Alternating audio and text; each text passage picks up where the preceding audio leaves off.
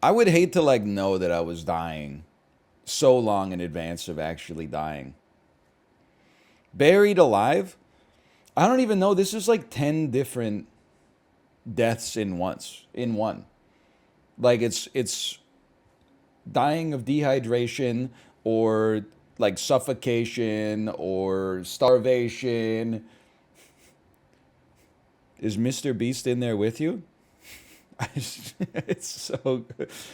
Mr. Beast is built different. By the way, caveat, I've not seen a single Mr. Beast video in my entire life, but I'm assuming he was buried alive for a YouTube video.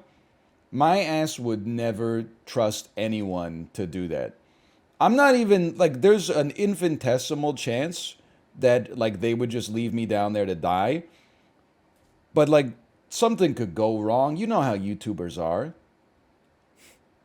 For 2 days? That's crazy. There's no, I just wouldn't give, I wouldn't needlessly put my life in anyone's hand like that, in anyone's hands like that.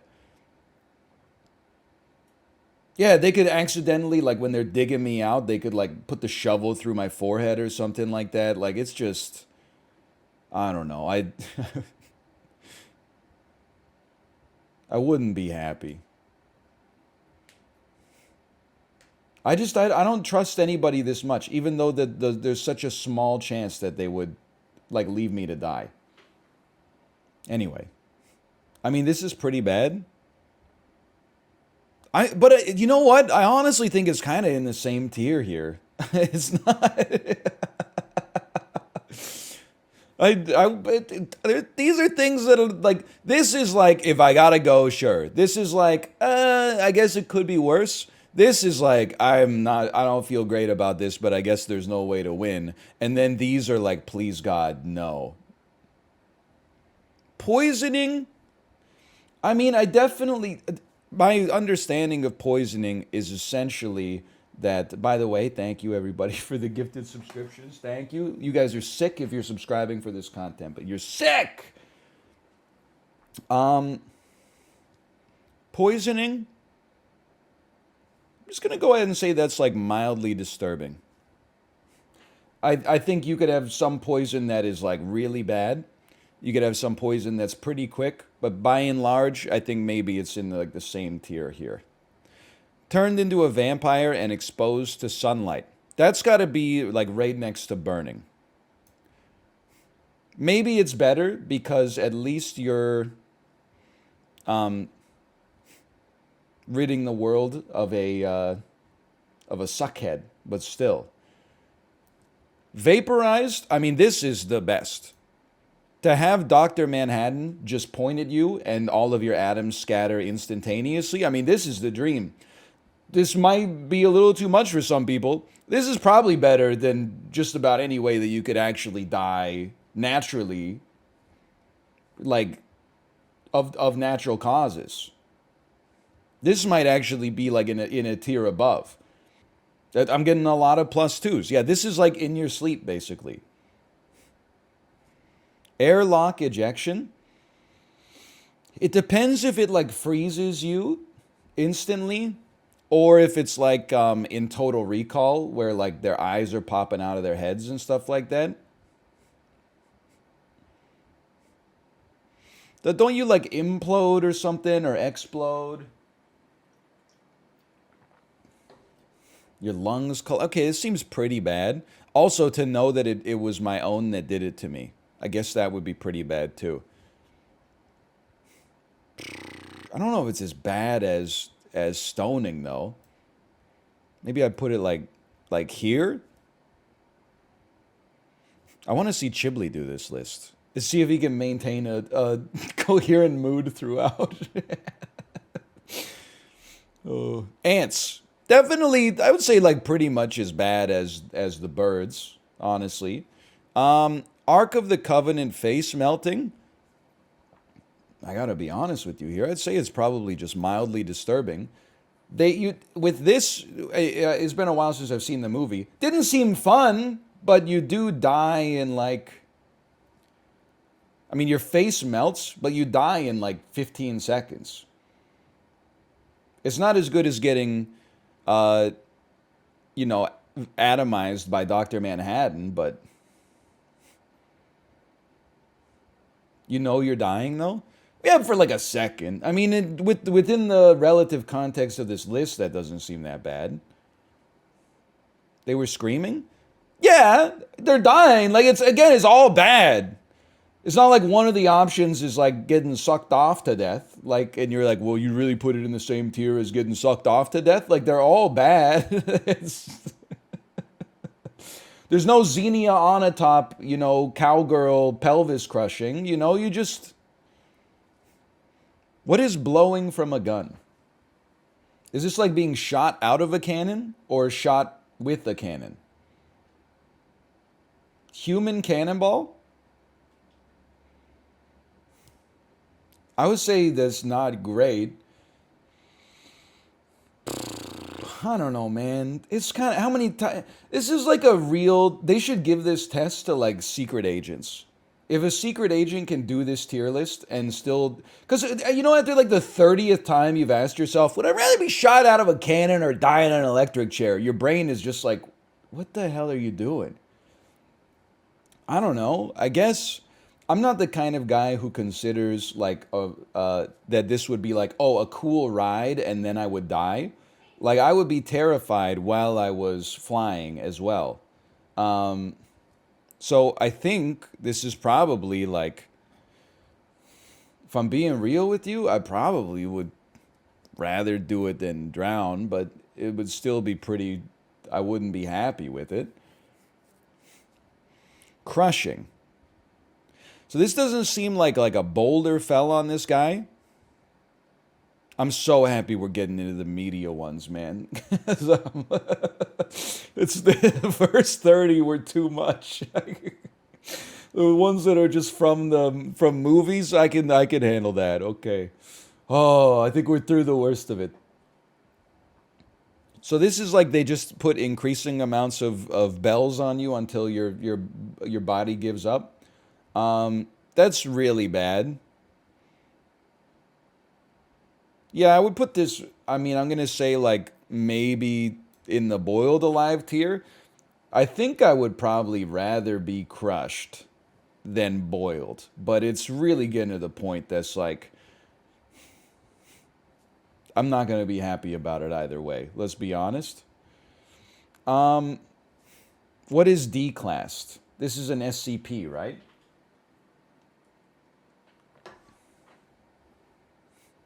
What kind of SCP is it, though? Any horrible SCP death? Oh, okay. Well, in that case, I'd probably say that, like, you know, people's imaginations are pretty worse. Pretty much worse than anything that's ever existed in real life, I suppose. So, yeah, we'll put that in there. Could be literally just insert, this is like a wild card. Dementor's Kiss. Now, as someone who was based in the year 2000, I have never read Harry Potter long enough to get to where Dementors were even a thing. It was Professor Quirrell was still a good guy the last time I was into Harry Potter. Your soul gets sucked out by a Reaper. Someone sucks out your soul. I'm going to guess this is probably something, takes less than a minute. Probably feels pretty bad spiritually. I don't know. I'd say it's about as bad as being shot from a cannon, I suppose. Grafted onto Godric? I don't know. Am I crazy to think that doesn't seem that bad? It's Pog, but horrifying? Well, like, you're not... Listen. I'm just trying to figure out, are you dead? Or are you like an eternal kind of life as part of his body, as part of the collective? You're just chilling there for centuries? Honestly, like, that doesn't seem that bad to me. I know people are like, it's worse because you're like eternally doing the same thing over and over. I told you, I'm definitely on the side that imagines Sisyphus to be happy, because what else can you do? What's he gonna do? Live forever and be sad? I think I could find a way to, like, at least enjoy this. I'm not, like... I don't know. I'd have to... Well, you're dead? Well, okay, then how are you dying? Are you dying due to the graft? It seems like this guy's got like 800 axes or something. He probably just chops you up in like 2 hits and then you're dead. That doesn't seem that bad. I maybe put it like up here with the Ark of the Covenant face melting. Ill-tempered sea bass without a laser beam on its head. Definitely, I mean, just as a substitute, being eaten alive by fish overall, I'd say it's pretty bad. I think it's not as bad as birds in a weird way, because the birds are not ill-tempered. They're just following like metabolic processes. In a weird way, I would rather get killed by a mean animal than like an animal that's just dispassionately eating me for sustenance. Because at least these guys are like, they're mad and they're going to hopefully finish the job fast. The birds are like, oh, I'm full. I'll be back in 2 days. So I think this maybe is not as bad as the birds, at least. Loopered. So I'm going to assume that loopered is in any way being killed by your... Sorry, spoilers. Loopered is being killed by your past or future self to be sent back in time to kill yourself. I would like to think that this has got to be close to the top, because I think past or future me would kill me mercifully. Like, they would have mercy in the manner that they did it. They would not be like, guess what? You're getting boiled alive.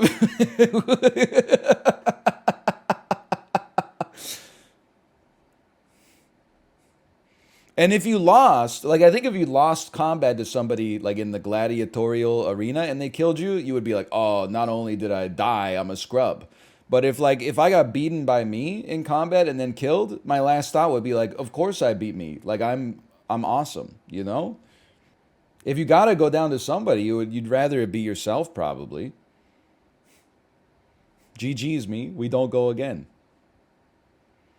Magnetic collar from Wild Wild West. So basically, if you try to breach the containment zone, a saw blade gets shot at you, and because you have an incredibly powerful magnet on your neck, it just keeps attracting it. I mean, to be honest with you, it's just kind of like a guillotine. But like, I think this is better because I could choose my moment. I'm not like, oh, I showed up at 10 a.m., but then I'm like, it's 10:45 and my ass is still sitting in the stocks, right? I could be like, it's 10 a.m. It's my, you know, chop chop. You could just chill for a little bit. It's worse because you're in Wild Wild West. There's some fun stuff in that movie. The Spider. Midsummer Cliff Dive. Hang on, I gotta check on my messages here briefly. We got something coming up next. The sponsor is begging, for the love of God, please don't do this. This is so messed up. What are you doing? No, I'm joking. We're just trying to figure out how to make sure the Twitch integration is on and ready to go. I'm telling you though, don't do this tier list. Only do the ones that are like ways to die in a movie. That would be way better. Because then these are things that are like, you know, they didn't really happen, kind of. I don't know if anybody's ever had their face melted off by like the Ark of the Covenant. Don't do the real ones. I did this just because I thought it would be funny, and I was so wrong. So, I mean, some of these are humorous, I guess. Midsummer Cliff Dive. So this is like falling and then having your head crushed by a giant hammer. That's really bad. That's pretty bad. Let's say this is probably... I mean, I don't want to fall in the first place, and I also don't want to have my head crushed with a giant hammer. I'd put this about on par with the airlock ejection, honestly. I would rather be shot out of a cannon. You'd be old anyway? Yeah, but it wouldn't be like... Still wouldn't be fun. Molten Gold is really bad. I gotta move burning down, man. Because, like, this is all, like... Realize, like, I thought burning wasn't that bad, but I'm like, molten gold is close to the worst. But, like, this might even be better. Because, like, it would suck really bad, but at least it would be over faster. So I'll put this somewhere up here. Sarlacc pit. Now, this is where I was going to say it's not that bad because you get like eaten pretty quick or something like that. But then someone's going to be like, oh, actually, in the Thrawn Chronicles, the Sarlacc, like when you get eaten, you don't get teleported like into the stomach. It's actually like there's a whole town inside of there, and you got to live your life inside of like a hydrochloric acid pool. You get digested for 1,000 years. Okay, Boba Fett was digested over eternity. Okay, slowly digested over eternity. All right, I'd probably say that's pretty bad. I'd probably rather have the birds get me. What the hell is Suicide Squatted? Because there's like... there's a lot of death in that movie. Some people get shot. Oh, the bomb detonated in the base of your neck?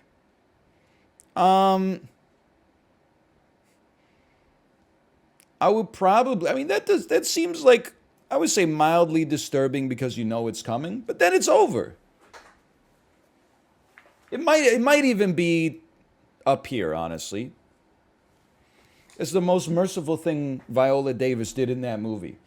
Instead, she could have said, like, we put some really, really hot canola oil at the base of your skull, and if you go back on your mission, then we're going to break it and you're going to boil alive. And then table laser. Probably rather not be sliced in half, bottom up by a laser. If I had to be sliced in half by a laser, would definitely rather do it top down.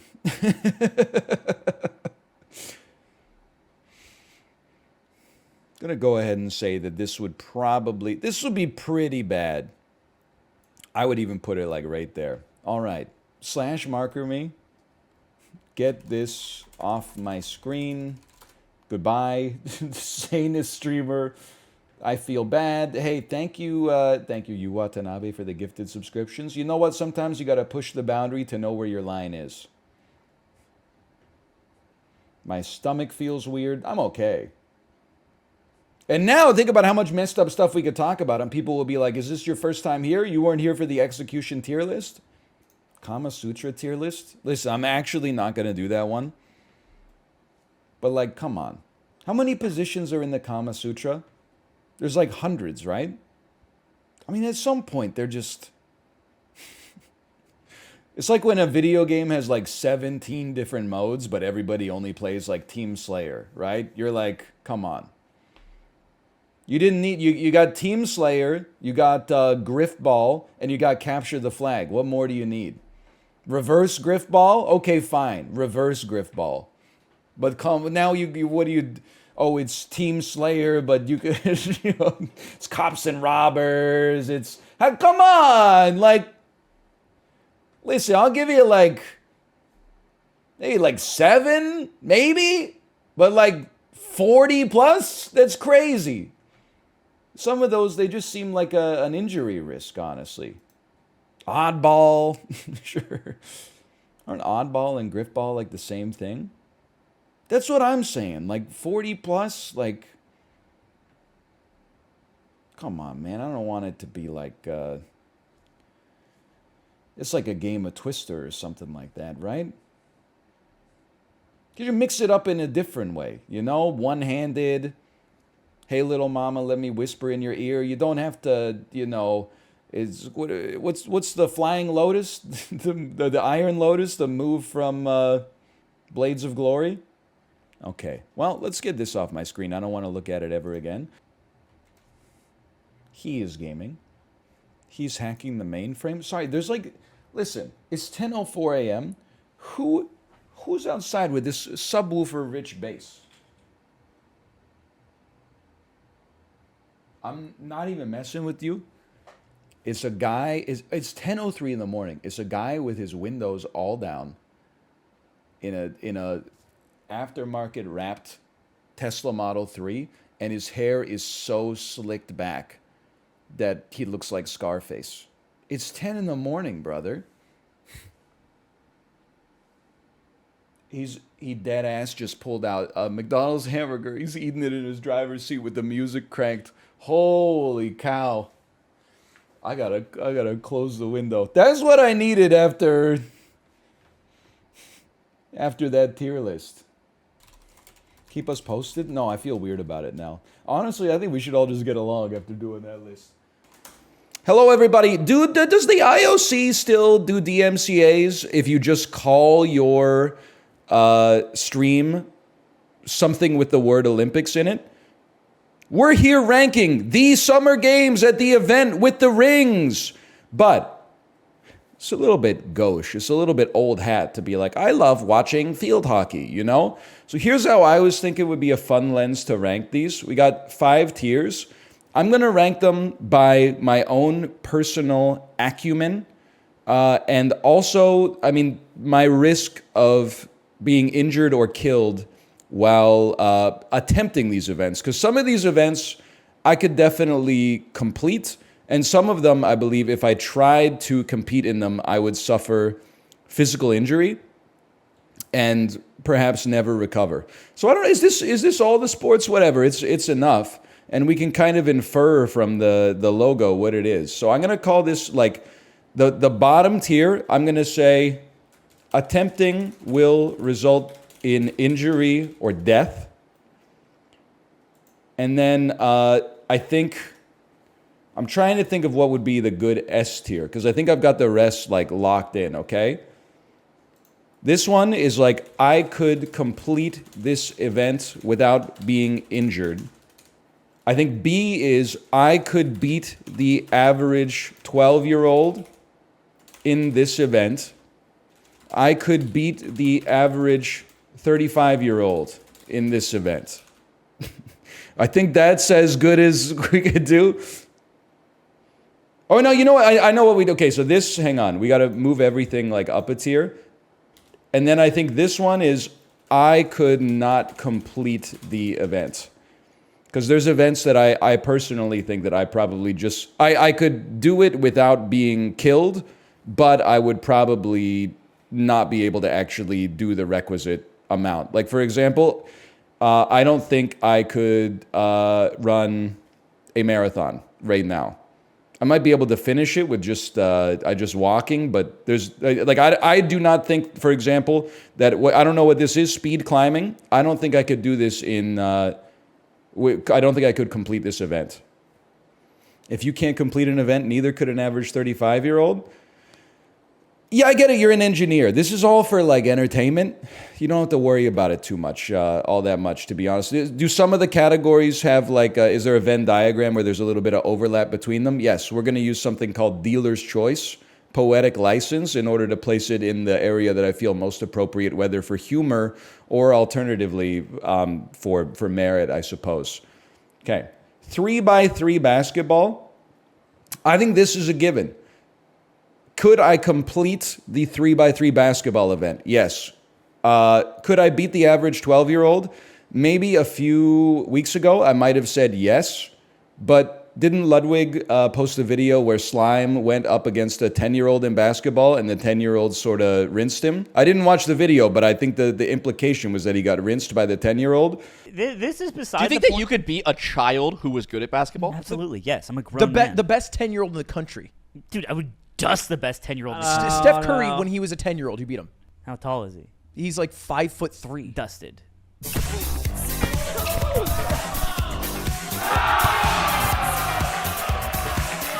So me personally, that was a prodigy though. Still, I'm being honest with myself. I certainly at best a below average 35-year-old basketball player. And I feel like a 12-year-old has an advantage in basketball because they're in a gym class and they have like recess where they're playing it probably like 100 times more frequently than I am. So realistically, I think I probably lose to the average team of 12-year-olds in a 3x3 basketball event. But I don't know, because I've never played basketball where I have an advantage in defense. You know what I mean? Like I've never played basketball where I wasn't like one of the shortest dudes on the court. So I don't know if maybe like if it was a team of 35-year-olds against a team of 12-year-olds, maybe we just rinse them based on height. But then also there's a lot of like tall 12-year-olds out there now, man. So I felt like when I was in Korea is like I was taller than everybody that I saw that was like 40 plus, and I was shorter than everybody that was like 12 to 25. Like, I don't know if it's nutrition or like human growth hormone in the milk or whatever, but they're getting tall these days, man. I think I lose this, okay? I think that I could, well, this one's tough. It's either, I would say without a doubt, the best I could do is not complete the event, which is to say, I don't think I can get on the high bar, and I certainly think if I got on the high bar, I could not do a rotation. I don't think my wrists would allow me to do a rotation on the pommel horse. I think I would eat the vault like right in the center of my solar plexus if I took a running start at it. I would go ahead and say, like, the floor routine, I could do something on the floor routine without dying, but it wouldn't be impressive. So to be honest, I think I gotta say like attempting this would result in injury. Probably not death, but injury for certain. It's pretty amazing what people are able to do in gymnastics. You see that American guy who was, they had him on the team just so he could ult on the pommel horse. Bro was sleeping for like 3 hours. They poked him a little bit. He woke up, nailed the pommel horse, and got America the bronze medal.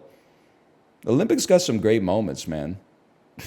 It's kind of sick. You can see the gymnast on the Canadian team who looks just like Ludwig. He even kind of sounds like Ludwig, which makes me think that actually, like, he has grown up watching Ludwig. I mean, feeling great. I think it was a great performance overall. Really happy about the performance. I'm healthy. I'm feeling good and ready for second day. So yeah.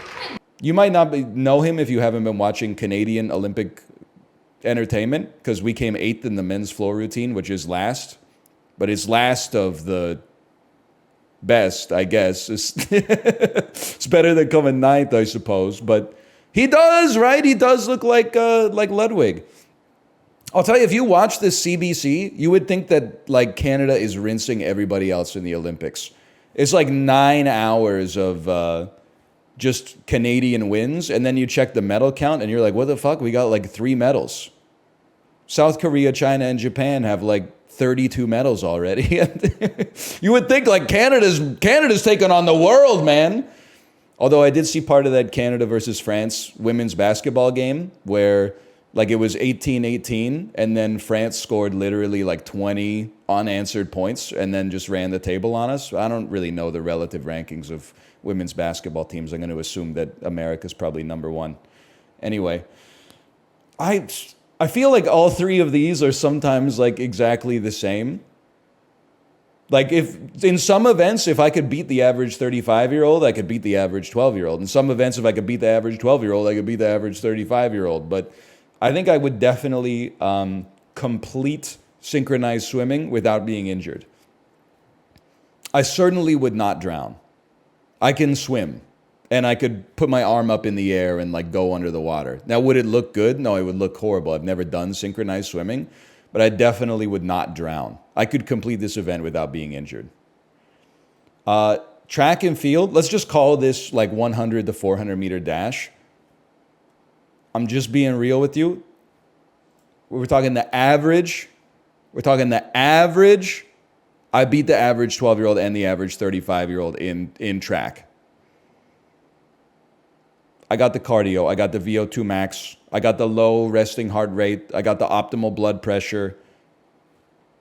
This one's not even, and the average 12-year-old might be the average 35-year-old in track, but you're right, I'm a Peloton merchant, okay? No way you beat a 12-year-old at running. It wouldn't even be close. A 12-year-old's legs are like, I don't even know how to describe it. They're completely smooth. There's no ripples or anything. I've got the legs of like Major Kusanagi when she rips the head off the spider tank at the end of Ghost in the Shell, okay? I'm not trying to flex, but the quads are quadding. The human growth hormone has been released from the pituitary gland, and I be hitting progressive overload 5-6 days a week on the bike, Okay? Like this, not to mention they're carrying around my like 170-pound body every day. Trust me, this one's not even close. I'm rinsing the average. By the way, have you been outside in North America? These are not 12-year-olds in like 1982 where they were doing track and field like 10 hours a day, okay? They're on their iPads, they're playing Fortnite, they're being driven to like Math Academy 6 days a week, okay? I'm rinsing the average 12-year-old. Are there faster 12-year-olds than me? Without a doubt. The average 12-year-old, I don't even know if they could finish a 100-meter race, okay? Without walking. So I'm taking them. Don't even worry about that. Now let me tell you, boxing, at a minimum, I'm rinsing the average 12-year-old. I got a reach advantage, probably a weight advantage, probably a fitness advantage. Like this would be ugly. Do not drop me into a 6th grade boxing competition. I'm gonna come in the top half, okay? I'm making the cut to play in the whole weekend. Now, average 35-year-old, I don't know. I don't know, to be honest with you. I don't know if I feel confident saying that I could beat the average 35-year-old. Listen, I have to put 35-year-old man because that's how they do it in the Olympics as well. I'm not comfortable going high. This is not, it says average 35-year-old. It doesn't say average Olympian. I probably could, but I don't feel confident putting myself in there just because you never know. I feel like people are like the average 35-year-old, you know, drinks like 20 beers a week. I don't think that's true. I think you have a distorted average. But that being said, the average 35-year-old may have been in fights when they were like 16 years old and have some experience with hand-to-hand combat, whereas I don't, outside of like Rumbleverse. So I'm going to play it safe. I'm going to keep myself in the I could beat the average 12-year-old in this event, okay? Assume the average 35-year-old is like Dan. You guys need to leave your houses. First off, Dan's not 35. Secondly, he's like in the top 10% of fitness for like his age and my age. You need to go to like Target on a Saturday at 11 a.m. and then tell me that Dan is the average like 40-year-old. Then I want to be clear. That's why I put average here, okay? In North America. No offense, but if I could beat the average 35-year-old American in an event, I'm rinsing the average 35-year-old like Luxembourgian. In boxing, it's over for you. I'm sorry. It's quite, like, know your place, okay? You can insult Canada, you can insult the United States of America, but don't forget who's on top in men's basketball right now, okay?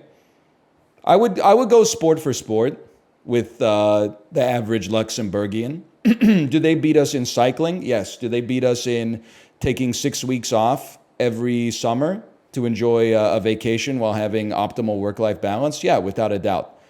Ice hockey? Welcome to hell. Do you even know how to skate? Do they even make skates there? That's what I thought. Yes, we make skates. Okay. Yeah, sure you do. Luxembourg is higher latitude than Vancouver. Okay, somebody better tell like the ice then. Maybe they should have the Winter Olympics there. Let's just be honest. From the icon. So this is like trick. By freestyle BMX, attempting this will result in injury or death. Even going up the ramp and then trying to come back down would probably lead to a dismount. So I think, yeah, I'm probably dying in that one without a doubt. And then this is downhill BMX or cyclocross, in which case I would also probably die or be injured. Yeah, I think I would. That's downhill mountain biking. Yeah, I think I'd certainly be injured. That might be the scariest one of all of them. You're going over like rocks and stuff. You're going over. Don't they ride on those like those wooden bridges that have like the cambered turns and stuff like that? But you think you can kayak?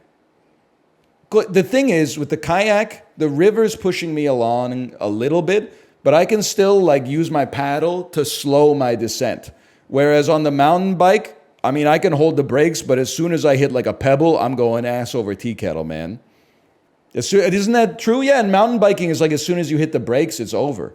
Also, I think I learned how to ride a bike wrong. Did anybody else grow up being told that you never use the front bikes on your bike because if you jam on the brakes, you'll do a nose wheelie and then fall over the front?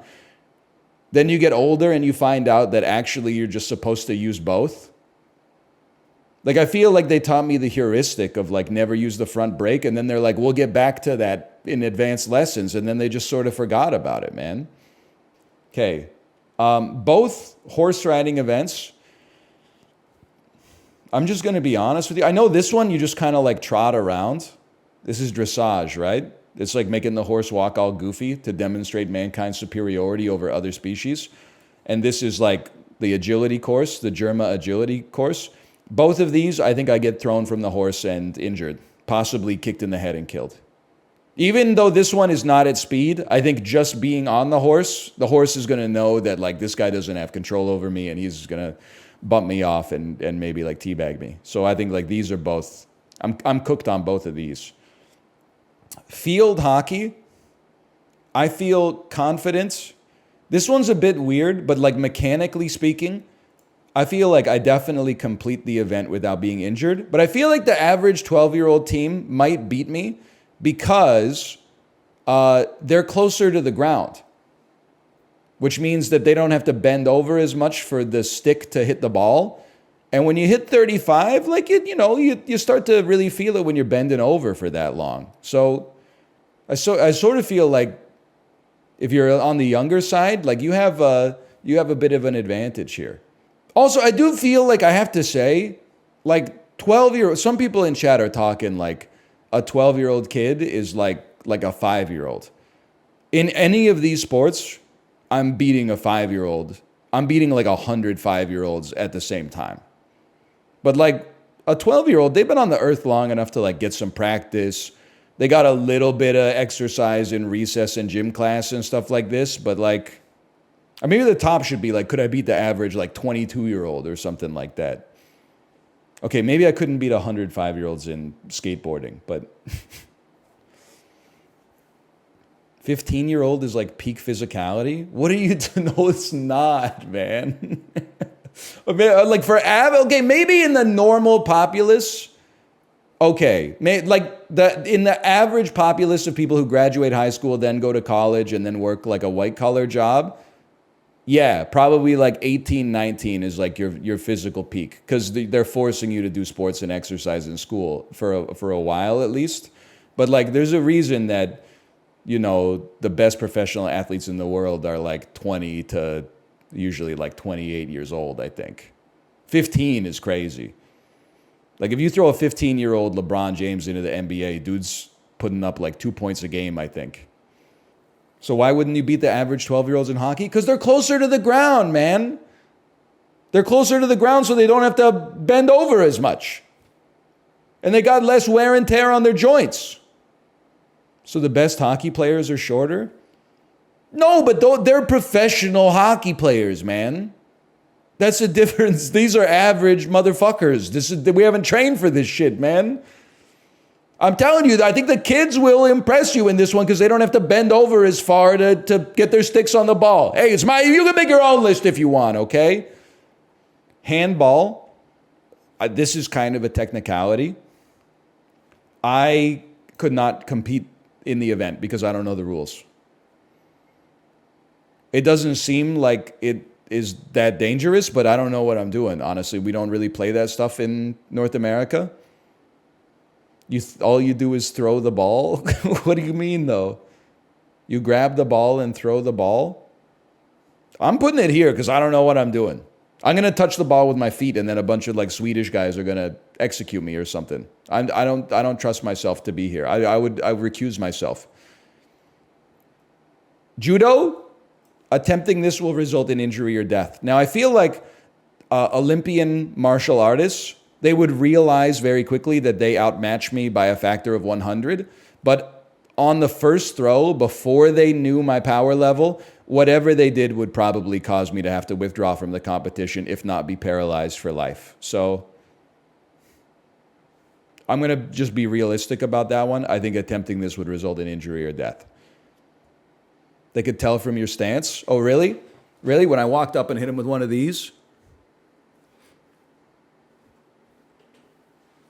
They'd probably be scared, dude. They'd be like, oh shit, I'm going up against DJ. That's boxing? You can use whatever stance you want, I think. Victorian fisticuffs. Now, what is this? Tai Chi? Karate? Karate is a non-contact sport, right? Isn't it just like breaking boards and LARPing about like beating up a bully in the alley behind your school? Is there really karate in the Olympics?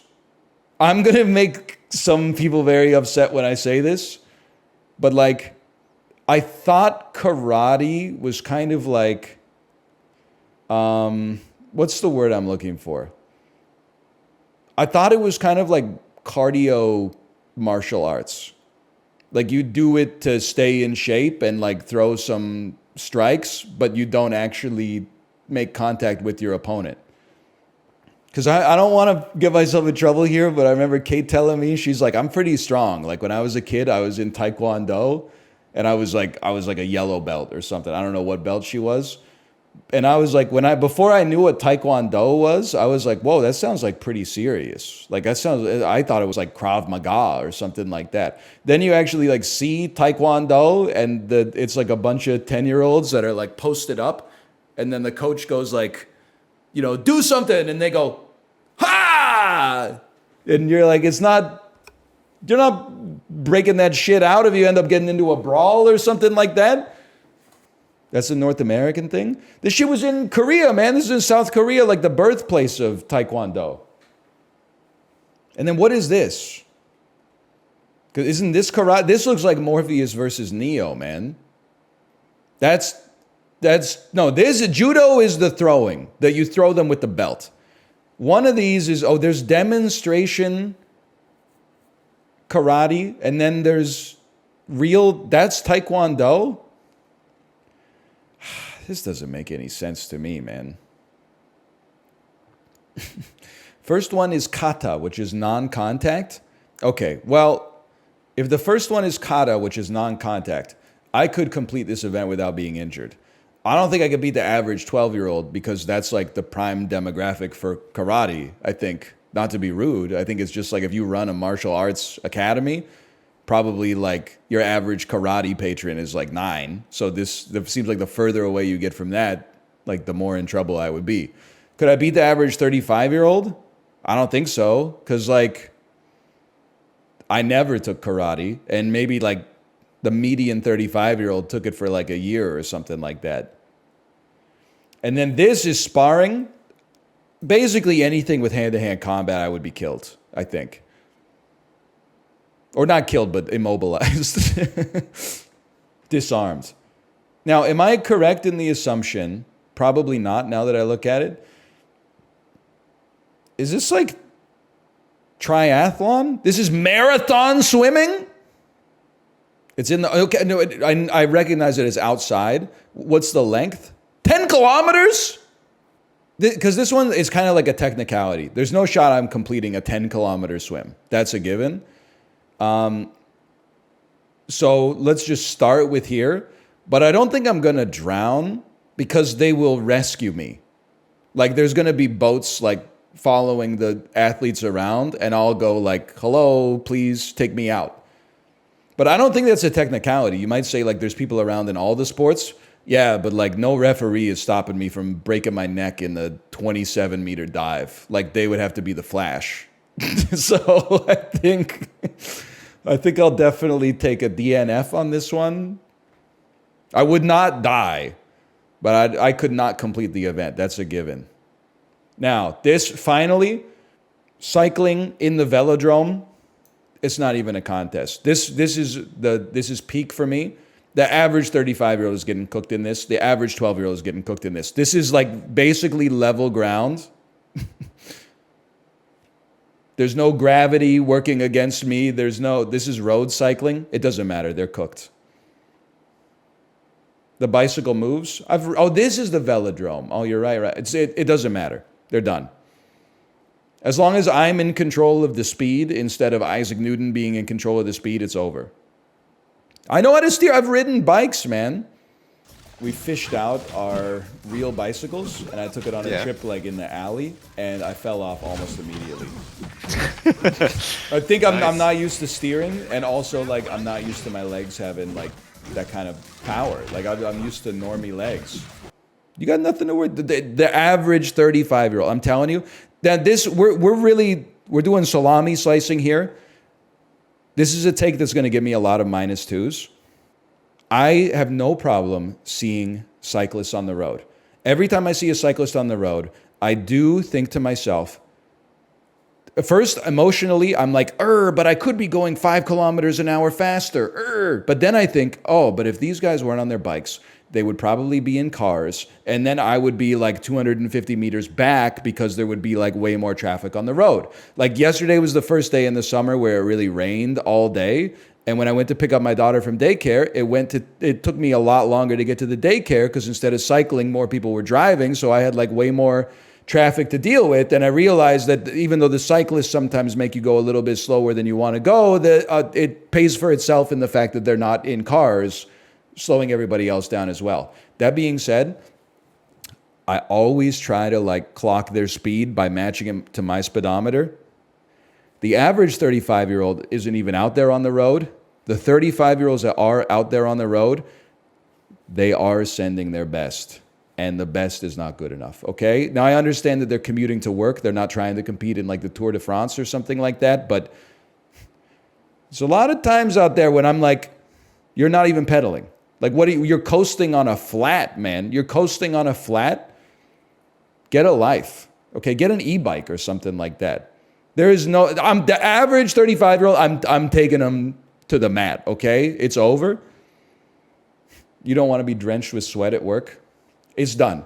I'm saying if they spent as much time on the trainer in the winter as they spent on Amazon looking up the goofy-ass USPS helmet that they wear when they're doing like 17 kilometers an hour at 6:15 a.m. on Sunday morning, that would serve them a lot better, okay? Got your own custom brewed maltodextrin beverage in your beverage holder, doing 8 kilometers an hour on an open road. Come on, dude, I'm in zone 2. You're getting taken to the mat. It's over, okay? Now, are there better 35-year-old cyclists than me? Probably. They're in the Olympics right now. But the average, I would bet everything I have that we crush the average here. Pairs canoeing, pairs kayaking, I could not complete the event. That's a given. If anything, the team row I stand a better chance in because my maladroitness is diluted by the fact that there's more people. If there's only 2, then my opponent is going to kill me. Or not, my teammate is going to kill me, I mean. You just row on the beat? I don't think I could complete the event.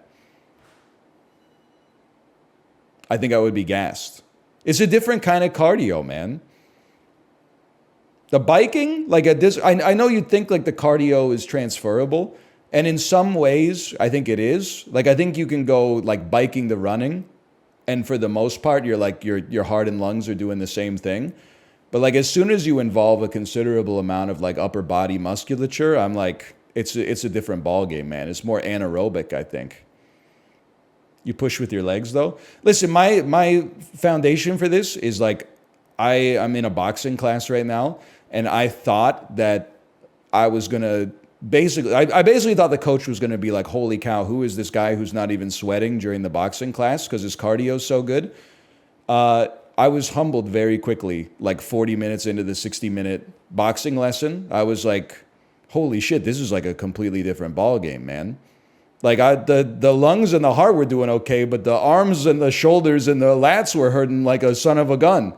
So I think that it's naive. It's like the same way I hate when people are like, I'd probably win a boxing match because like I'm 6'2" and they're 6 feet. Like you don't know what you're doing with it, man. That's me in the boxing class. I was like, oh, I do a lot of cardio, so I'd probably be like the best boxer in the class. And then after like 50 minutes of boxing, he's like, do a push-up. And I'm like, literally, I can't.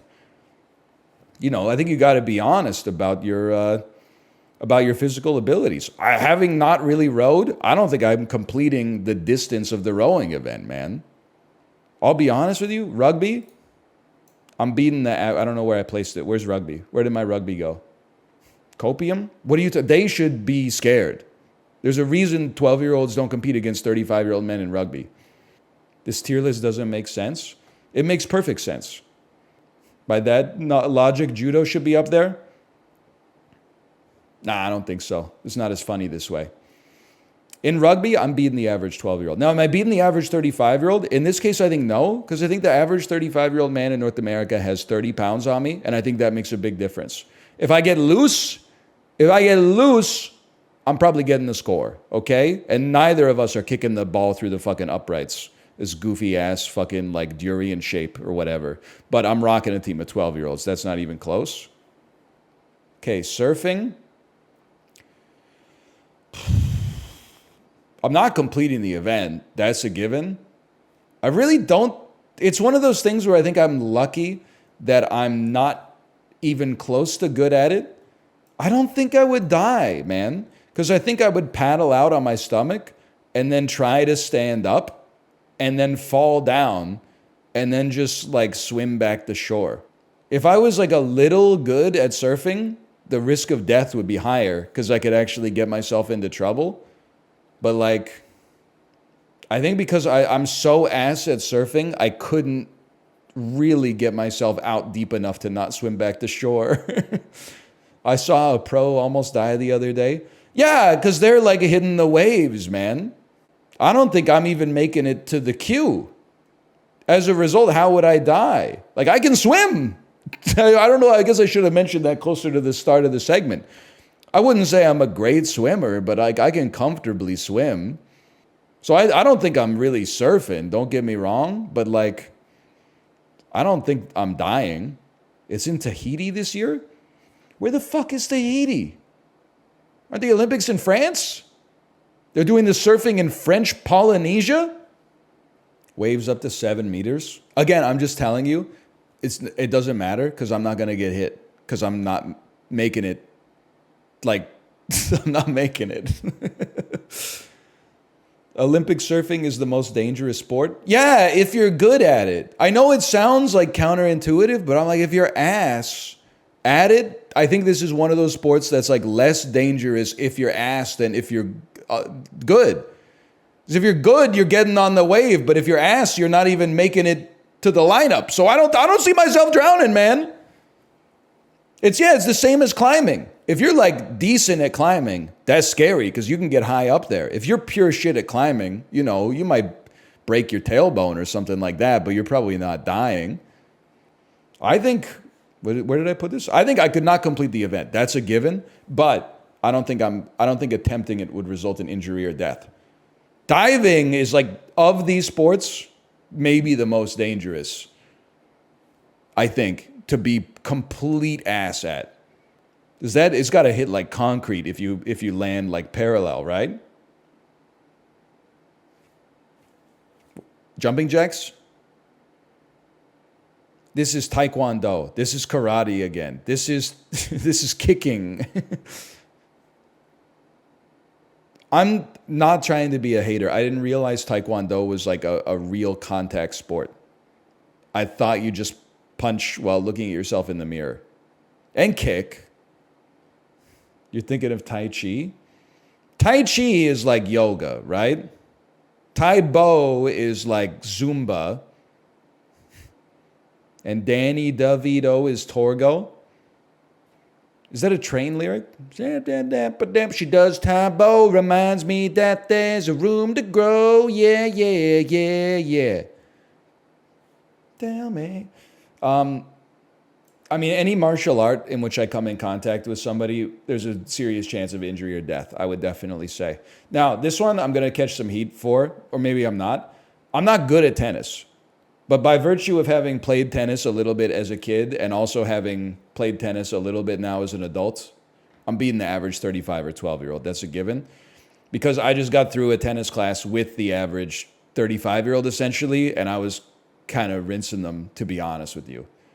They weren't even holding the racket right. They were hitting the shots all open. They were going into outer space. Okay, no, I'm not trying to be disrespectful. I'm saying I am ass at tennis, but I am beating the average 35-year-old North American man at tennis. Okay, because I already have.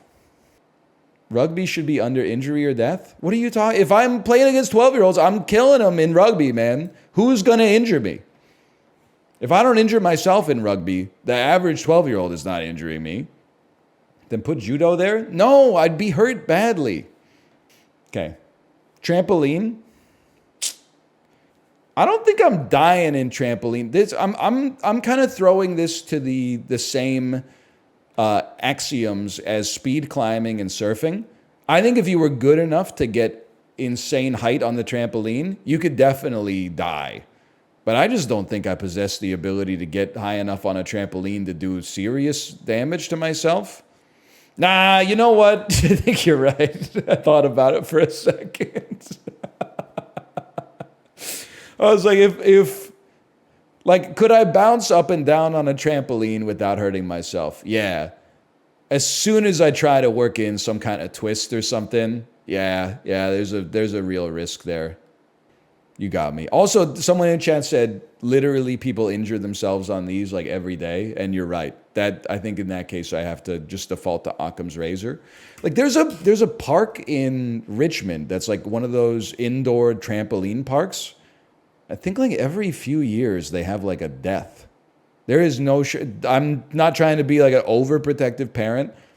I'm not letting my kid go to a birthday party at Richmond Adventure Zone or whatever the heck it's called. Like it just seems like the risk is too high, man. Extreme Air Park? That's too much for me. My dad was a doctor and he never let me on trampolines. The ones with the net, I think is like okay.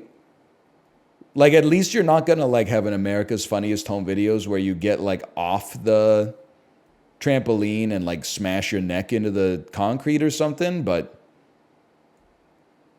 the net is cope. It doesn't hold you. Yet you get scared on roller coasters. Well, that's like, I mean, fear is not always logical, right? Like when I was a kid, I was paranoid there was going to be an alien invasion, but I wasn't scared when I got into a car. But then like all the Ben Shapiros are like, you should really be scared when you got into a car. Well, you're just not, because you're insulated from the excitement, right? Depending on who's driving. But, you know, they in the engineering department, they do a great job of like making you feel like you're not going that fast and there's no like wind whipping through your hair and you don't hear the of like the engine go. You can't like argue your way into like not being afraid. You just got to like desensitize to it. Not to mention, like, you would basically, your life would be ruined if anytime you got into a car, you were like too afraid to do anything. At least in North America. As someone who works with children, it's an employee problem. Those parks all hire teenagers. Listen, I'm not ragging on the teenagers specifically. I will say you get what you pay for. Like, if those parks want to pay people minimum wage, then they're going to get people who are looking for, like, minimum wage jobs. But I did feel that way when I was at the, like, enormous bouncy castle in Coquitlam. And I looked at the staff, and the staff was all like 15-year-olds on their phones. And I'm like, if shit goes down, we're on our own. Like, there's no nurse on hand or like a paramedic or anything. Like, you're really, like, if it starts to deflate and kids start getting lost in the bouncy castle while it deflates, I really think like one of these 10th graders is going to be like, all right, everybody gather up. Like, no, we're... We're on our own, okay? And they shouldn't. Like, that's, you know, if they did, they would be exceptional. But, like, it's just a summer job. Anyway, people are going to think that this is, like, narcissistic. But I'm telling you, I'm beating the average 35-year-old in a triathlon. I could complete a triathlon really slowly. If I make it through the swim, which I think I can do, I'm beating the average 35-year-old in the triathlon. But you can't row? Yeah, they don't have that in the triathlon. You said you couldn't complete a marathon, though? Yeah, I can't complete a marathon. That's 26 miles of running, man. That's psychotic. You'd suck at the swim? Yes. So would the average 35-year-old man. I'm not even saying I'm more fit than the average 35-year-old man, because fitness has a lot of different criteria. The average 35-year-old man might be able to like heave more bags of cement than me. The average 35-year-old might be able to, I don't know, do the Stairmaster better than me or something like that. But in a fairly raw, cardio-specific event, I bet on myself over the average 35-year-old. Hold on, you got swimming in I could not complete, but then you also have swimming in I could complete, and you also have swimming in I could win with the triathlon. It's because this bitch is 10 kilometers, man. 10-kilometer run, 52 minutes. 10-kilometer swim, cumulative me in my entire life, I've probably swam 10 kilometers. Wrestling, I'd probably get choked out and die if I had to guess. I don't think there's... Do you beat a 12-year-old? I don't know. So I was 13 in this story, okay? But I went to a high school where it was a very cosmopolitan mix of individuals. It was in a rural area, so there were lots of farmers' kids. But also it was fed by a middle school, accelerated Poindexter nerd program, which is how I ended up being there. And I remember in 9th grade gym class, we were doing a wrestling unit, and I got paired up against a farmer's kid. And I just felt his grip on my wrist, and I was like, holy fuck, dude. I've been playing too many video games. This kid has been birthing calves or something for 8 years. And it's he was destroying me, man. It was a disaster. It was crazy. He had veins popping out of his forearms like he'd been a baker for 30 years. Turns out when you actually use your muscles, they get really strong. Yeah, we know. Sorry, Chad, I'm not talking about the gym. I'm talking about working overtime at the mud factory. You know what I'm saying? Anyway, I think this is accurate. Olympic sports that would lead to injury or death. Gymnastics, any form of biking involving doing a trick, hitting the water at 100 miles an hour, trying to interface with a horse, any form of wrestling or combat sport, skateboarding, obviously, and trampoline. That seems fair. Could I complete the event? No. I don't think that I could make my arrow hit a target. I think that I would capsize and DNF. I don't think I could get the anaerobic capacity to finish. I don't know what it is. I would have to be rescued by a boat. I don't think I have the anaerobic capacity. Rescued by a boat. Would fall on the squishy mat and probably get a bruise. Wouldn't even make it out to the wave. I would have to be rescued probably. I would get a stitch in my side and have to be rescued. Now, I could compete in basketball. I could survive synchronized swimming, because water polo is an hour, right? Synchronized swimming is 3 or 4 minutes. I could tread water for that long.